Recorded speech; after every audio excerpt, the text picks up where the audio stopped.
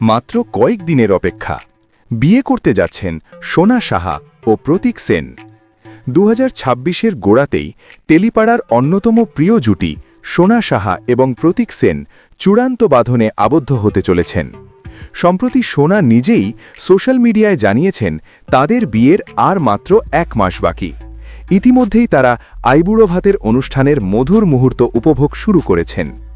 ঘটনাস্থলে দেখা গেছে সোনা রানী রঙের শাড়িতে আর প্রতীক মেরুন পাঞ্জাবিতে।